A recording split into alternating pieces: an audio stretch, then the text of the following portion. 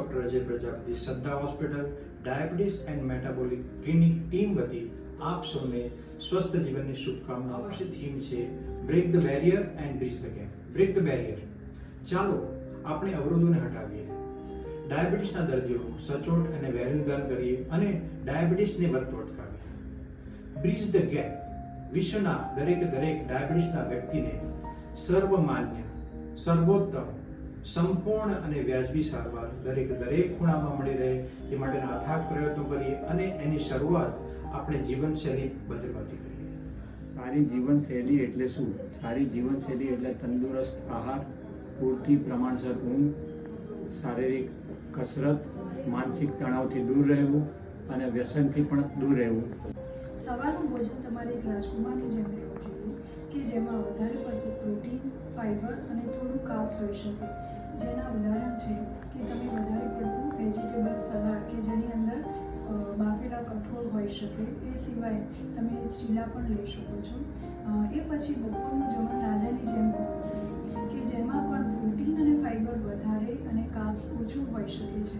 તમારે જમવાની શરૂઆત કરો એટલે પહેલાં સલાડ ખાઓ, પછી તમારા કઠોળ કે દાળ લઈ લો અને સબ્જી અને રોટી એ પછી થોડું જમો અને છાશ પણ જોડે લઈ શકો છો. મધ્યાંતરે તમારે પુષ્કળ પ્રમાણમાં ડિટોક્સ વોટર, ખાંડ વગરનું લીંબુ પાણી, છાશ વગેરે તમે લઈ શકો છો.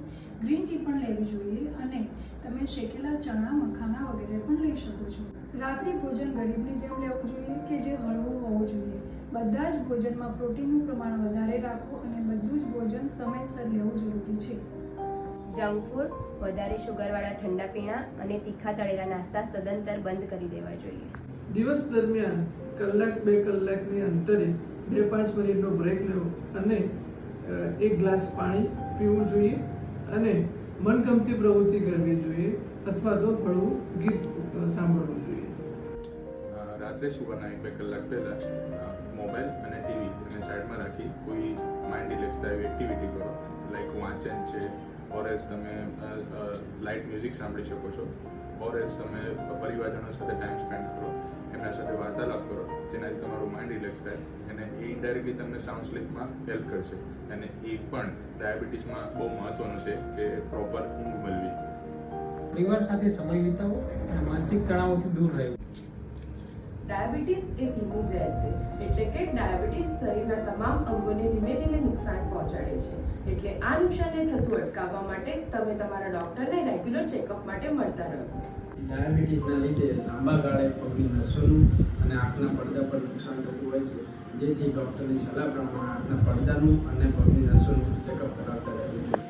રોજ સાંજે જમીને અડધી કલાક પછી શાંત અને પ્રદૂષણ રહિત વાતાવરણમાં થોડુંક ચાલવું.